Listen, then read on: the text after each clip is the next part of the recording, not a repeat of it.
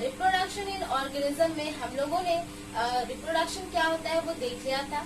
उसके टाइप्स देखे थे, एसेक्सुअल रिप्रोडक्शन होते हैं और सेक्सुअल रिप्रोडक्शन होते हैं। एसेक्सुअल रिप्रोडक्शन में हम लोगों ने 4 से 5 चीज जो टाइप्स होती है उसकी वो हमने पढ़ लिया था।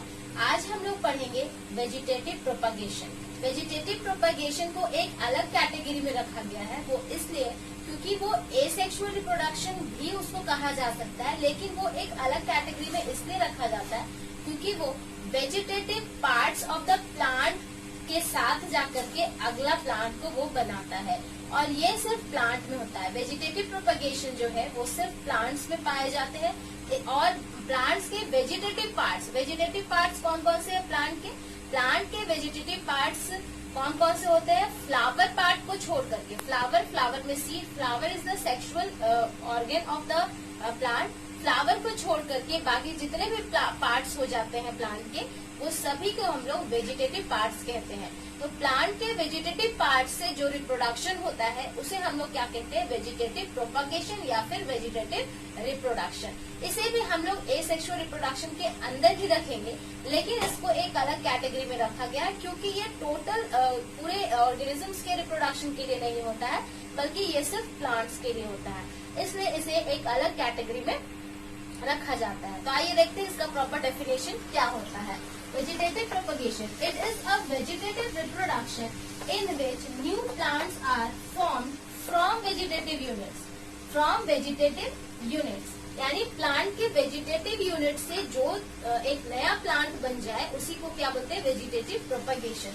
तो प्लांट का जो वेजिटेटिव यूनिट्स है वो क्या क्या हो सकता है? बर्ड्स हो सकते हैं, ट्यूबर्स हो सकते हैं, राइजोम्स हो सकते हैं, और भी बहुत सारे चीज, लीव्स हो सकते हैं, रूट्स हो सकते हैं। तो ये सारे चीजों से जब नए प्लांट्स बन जाएंगे तो उसे हम लोग क्या कहेंगे? वेजिटेटिव प्रोपगेशन या फिर वेजिटेटिव रिप्रोडक्शन। और जो यूनिट्स हम लोगों ने लिया है, जैसे किसी का रूट से ही पूरा प्लांट लगा दिया, किसी के बर्ड से पूरा प्लांट लगा दिया, तो अगर उस प्लांट के वेजिटेटिव पार्ट से जो लगाया जाता है तो उस पार्ट्स को क्या बोला जाता है? वेजिटेटिव प्रोपग्यूल्स। उस पार्ट्स को क्या बोला जाता है? वेजिटेटिव प्रोपग्यूल्स या फिर वेजिटेटिव यूनिट्स।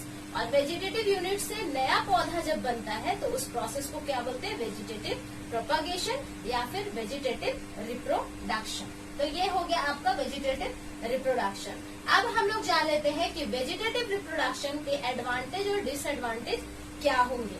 आपको मैं बता दूं, वेजिटेटिव रिप्रोडक्शन से 5 नंबर का क्वेश्चन आता है। ओके, सो नाउ अब मैं अगर टाइप्स की बात करूं, जैसा कि हम लोगों ने देखा कि वेजिटेटिव प्रोपगेशन क्या होता है, और हम लोगों ने एसेक्सुअल रिप्रोडक्शन को बहुत ही बढ़िया से पढ़ लिया।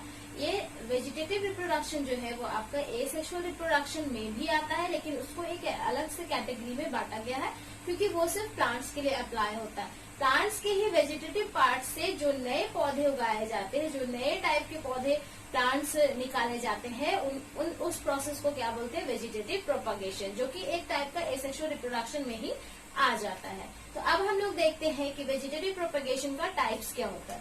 तो आइए देखते हैं टाइप्स ऑफ वेजिटेटिव प्रोपगेशन। तो मेनली हमारे पास 2 तरह का वेजिटेटिव प्रोपगेशन होता है। पहला जो है वो नेचुरल, दूसरा जो है वो आर्टिफिशियल। नाम से ही पता चल रहा होगा, नेचुरल मीन्स नेचुरली, अपने आप होता है, प्राकृतिक के द्वारा ही अपने आप होता है।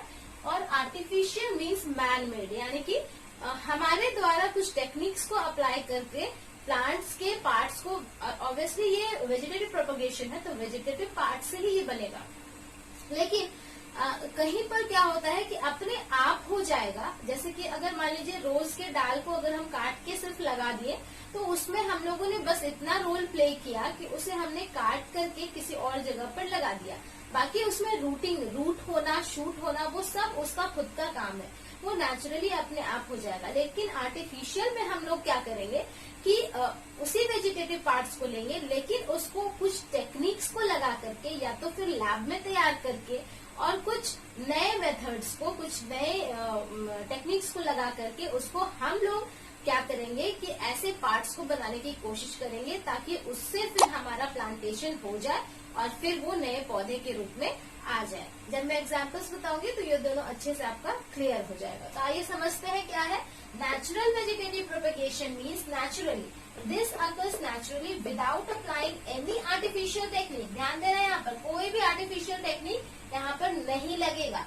बस इतना रोल होगा हम लोगों का, मैन का यहाँ पर रोल है। मैन का क्या रोल है कि वो बस जिस पार्ट से वो चीज लगता है उस पार्ट को काट करके वो दूसरे जगह पर लगा देंगे, या फिर नहीं भी लगाएंगे तो वो अपने आप हो जाएगा। तो ये हो गया नेचुरल प्रोसेस, जिसमें कोई भी आर्टिफिशियल टेक्निक नहीं लगता है। इन विच, जिसमें somatic part of the parent body detached और separated from parent body and develop freely under suitable environmental condition. देख लीजिए यहाँ पर क्या बोला गया, सोमैटिक पार्ट। मैंने इससे पहले वीडियोस में भी आपको बताया था कि सोमैटिक पार्ट्स क्या होता है। और अगर आप लोगों को कोई नए हैं जो इस वीडियो को देख रहे हैं तो मेरे पिछले वीडियोस में जाकर के आप आराम से इसको देख सकते हैं, समझ सकते हैं कि सोमैटिक पार्ट क्या होता है। दो तरह का पार्ट होता है, एक होता है सोमैटिक और दूसरा होता है जर्म सेल्स। तो इस दोनों के बारे में मैंने पिछले वीडियोस में डिस्कशन किया है, फिर भी मैं थोड़ा सा बता दूं। जर्म सेल्स जो होते हैं वो जेनरली अगर प्लांट्स की बात करें तो पोलन ग्रेन्स एंड आपका ovum, pollen grains and ovum, ये दोनों जर्म सेल्स होते हैं। और बाकी जो भी चीज आपको मिलेगा वो सोमैटिक सेल्स होगा। यानी हम लोग यहाँ पर वेजिटेटिव पार्ट्स की बात करें तो जितना भी वेजिटेटिव पार्ट्स आपको प्लांट में मिलेगा, चाहे वो रूट हो, स्टेम हो, बल्ब हो, ट्यूबर्स हो, जो भी चीज आपको मिलेंगे तो वो सारे चीज क्या हो जाते हैं, सोमैटिक सेल्स के बने हुए होते हैं, इसलिए वो क्या हो जाते हैं, सोमैटिक पार्ट्स हो जाते हैं। तो यहाँ पर वेजिटेटिव प्रोपगेशन में आपके जो पार्ट्स यूज होंगे वो कौन से पार्ट यूज होंगे, कौन से सेल्स यूज होंगे, सोमैटिक सेल्स, ना कि germ cells. Germ cell sexual reproduction में काम आता है, लेकिन जहाँ पर वेजिटेटिव पार्ट से रिप्रोडक्शन होता है वो क्या होता है, सोमैटिक पार्ट। और मैंने पहले ही कहा था कि ये एसेक्सुअल का एक टाइप है, तो एसेक्सुअल रिप्रोडक्शन में सोमैटिक सेल्स का ही यूज होता है। तो यहाँ पर somatic part of the parent body detached और separated from parent body, parent की बॉडी से वो डिटैच्ड हो जाएगा, हट जाएगा और फिर उसको कहीं और पे लगा देंगे तो वो फिर एक नया प्लांट बनने लगेगा। तो लेकिन उसको क्या चाहिए, प्रॉपर एनवायरमेंटल कंडीशन चाहिए। तो ये नेचुरल में जरूरी है। अब आते हैं आर्टिफिशियल में। तो आर्टिफिशियल मैंने जैसा कि बताया कि ये मैन मेड होता है, आदमियों के द्वारा ऐसा चीज डेवलप करवाया जाता है in which part of the somatic body is made to develop into new individual।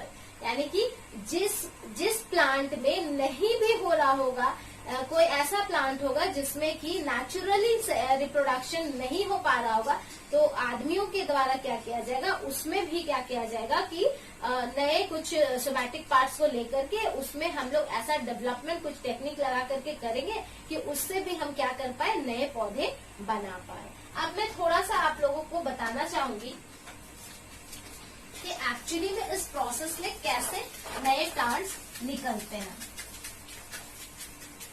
मैं आप लोगों को बता देती हूँ। इस प्रोसेस में मान लीजिए ये एक प्लांट है, ये लीव्स है, ओके, ये आपका ये तो एक प्लांट है, ठीक है। अगर मान लीजिए इस प्लांट के लीव से अगर हम कुछ करवाना चाहते हैं, लीफ से ही उसको हम क्या करना चाहते हैं, नया पौधा बनाना चाहते हैं, तो ऑब्वियसली इसके लीफ को हम लेंगे, इसको लीफ को लेंगे। जैसे एक लीफ को हमने लिया और इस लीफ को लेकर के हम चाहेंगे कि इससे हम दूसरे प्लांट को बना दें, तो इस लीफ को यहाँ से कट आउट कर देंगे, यहाँ से क्या करेंगे, कट आउट कर देंगे। और कट आउट करने के बाद ये आपका जमीन हो गया, यहाँ पर हम लोग क्या करेंगे, मिट्टी के ऊपर इस लीफ को ऐसे लगा देंगे। अब हमने तो एक लीफ लगाया था यहाँ पे, ये देख लीजिए नेचुरली कैसे होता है। हमने तो एक लीफ लगाया था यहाँ पर, कुछ दिनों के बाद क्या होगा, इसमें हार्मोन्स डेवलप होंगे। कौन से हार्मोन्स डेवलप होंगे, ग्रोथ हार्मोन्स। ये भी आप लोगों को पढ़ना है। ग्रोथ हार्मोन्स डेवलप होंगे और ये ग्रोथ हार्मोन्स क्या करेंगे, फिर यहाँ से रूट्स निकालना शुरू करेंगे और यहाँ से फिर शूट्स निकालना शुरू करेंगे और यहाँ पर फिर से नए छोटे छोटे पत्ते निकलने लगेंगे। तो ये हो गया रूटिंग और ये हो गया आपका शूटिंग। मीन्स आपने लगाया था एक लीफ यहाँ पर और इसी लीफ से बाद में फिर कुछ दिनों के बाद आप जब देखोगे तो यहाँ पर रूट निकल जाएगा और ऊपर से फिर शूट भी निकलने लगेगा। यानी कि अब ये पूरा का पूरा एक प्लांट तैयार हो जाता है। तो ये है natural process of vegetative propagation. मान लीजिए आपने अभी लीफ से लगाया, मान लीजिए किसी स्टेम को आप काट करके ले जाओगे और किसी स्टेम को आपने यहाँ लगा दिया, तो उसमें भी कुछ दिनों के बाद रूटिंग और फिर कुछ दिनों के बाद यहाँ से नए नए पत्ते निकलना शुरू हो जाएंगे। तो ये है आपका वेजिटेटिव प्रोपेगेशन नेचुरल वे में कैसे होता है। अब नेचुरल वे में कौन कौन से टाइप्स है उसको हम लोग देखते हैं।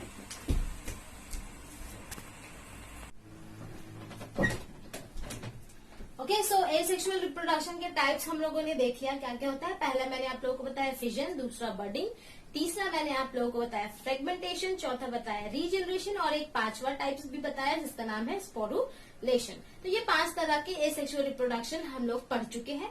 अब हम लोग देखते हैं एसेक्सुअल रिप्रोडक्शन के क्या मेरिट्स एंड डीमेरिट्स यानी एडवांटेज एंड डिसएडवांटेज। तो ये दोनों नाम होते हैं, आप याद रखिएगा, एडवांटेज एंड डिसएडवांटेज, और इसे क्या कहा जाता है, मेरिट और डीमेरिट। तो आपको कुछ भी पूछे तो आप कंफ्यूज नहीं करना, आपको एक एक क्वेश्चन इस तरह से आ सकता है कि what is asexual reproduction and what are their types, इस तरह से पूछ सकता है। और उसमें क्वेश्चन ऐड करके भी पूछ सकता है कि what are the advantages and disadvantages of the asexual reproduction. तो आपको एसेक्सुअल रिप्रोडक्शन में ये सारा चीज दिखना पड़ेगा, या फिर छोटे छोटे जैसे बाइनरी फिजन को 2 नंबर में पूछ दिया या फिर 3 नंबर में पूछ दिया, इस तरह से आपके क्वेश्चंस आएंगे। तो आइए देखते हैं इसके मेरिट्स और डीमेरिट्स और एडवांटेज और डिसएडवांटेज क्या क्या है। तो मेनली हम लोग सबसे पहले एडवांटेज देख लेते हैं। तो एडवांटेज क्या फायदा है, एसेक्सुअल रिप्रोडक्शन का क्या फायदा। सबसे पहली बात यूनिपैरेंटल हो जाता है। अगर यहाँ पर एक भी किसी तरह का पेरेंट रहा, या फिर मेल या फिर फीमेल, तो उससे कोई नया ऑर्गेनिज्म डेवलप आसानी से हो सकता है। तो यहाँ पर डबल पेरेंट लाने की जरूरत नहीं है, तो ज्यादा से ज्यादा रिप्रोडक्शन यहाँ पर होता है। फिर यहाँ पे it involve single process of division, आराम से एक ही डिवीजन में क्या हो जाता है, पूरा का पूरा ऑर्गेनिज्म बन जाता है। तो इसमें ज्यादा डिवीजन की जरूरत भी नहीं पड़ती है। It is quick mode of reproduction, जल्दी जल्दी हो जाता है, जैसे ज्यादा टाइम टेकन नहीं है, ये बहुत ही कम समय में 1 से डबल हो जाता है कोई भी ऑर्गेनिज्म। अ सिंगल पेरेंट में produce large number of offsprings, और क्योंकि यहाँ पे सिंगल पेरेंट की जरूरत है तो मेल पेरेंट अलग है, फीमेल पेरेंट अलग है, और दोनों में अगर रिप्रोडक्शन होगा तो दैट मीन्स यहाँ पर रिप्रोडक्शन के चांसेस क्या हो जाते हैं, बहुत ज्यादा हो जाते हैं, और ऑफस्प्रिंग्स जो है वो बहुत ही ज्यादा डेवलप होते हैं। फिर the young ones are genetically similar to their parent. यहाँ पर एक चीज ध्यान देने वाली बहुत बड़ी बात है, ये मैंने पहले ही आपको बताया था एसेक्सुअल रिप्रोडक्शन के कैरेक्टरिस्टिक्स में, कि यहाँ पर जो भी इंडिविजुअल न्यू जो इंडिविजुअल होंगे वो सभी जेनेटिकली सेम होंगे, यानी जीन्स में कोई भी वेरिएशंस नहीं आएगा। जो उसके पेरेंट में है वही उसके ऑफस्प्रिंग्स में भी सेम टू सेम मिलता है। तो ये हो जाता है एडवांटेज। डिसएडवांटेज में देख लेते हैं, there is no mixing of genetic material. जैसा कि मैंने बताया कि जीन्स का मिक्सिंग नहीं होता है, जिसकी वजह से यहाँ पर वेरिएशंस नहीं देखने को मिलता। तो क्योंकि जीन्स का मिक्सिंग नहीं हो रहा है, मेल और फीमेल पार्टनर का मिक्सिंग नहीं हो रहा है, तो इसकी वजह से यहाँ पर वेरिएशन भी देखने को नहीं मिलेगा। और वेरिएशन मतलब बदलाव, यहाँ पर किसी भी तरह का बदलाव नहीं देखने को मिलेगा।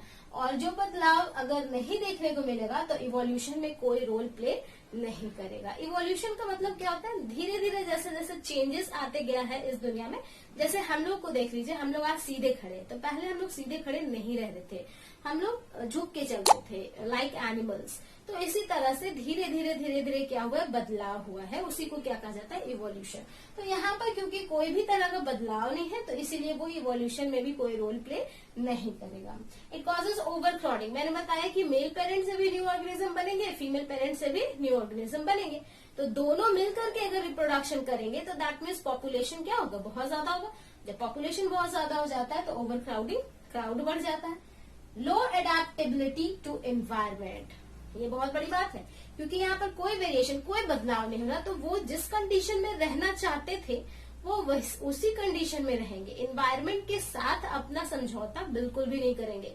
इसीलिए आप देखते होंगे कि जो फल यहाँ पर, जैसे एप्पल्स की बात अगर हम करें तो एप्पल्स यहाँ पर नहीं होते हैं क्योंकि वो अडेप्ट नहीं हुए यहाँ पर होने के लिए, क्योंकि वो कहाँ होते हैं, कश्मीर में बहुत ज्यादा होता है, तो वो वहाँ के टेम्परेचर, वहाँ के एनवायरमेंट के लिए वो बहुत अच्छे हैं।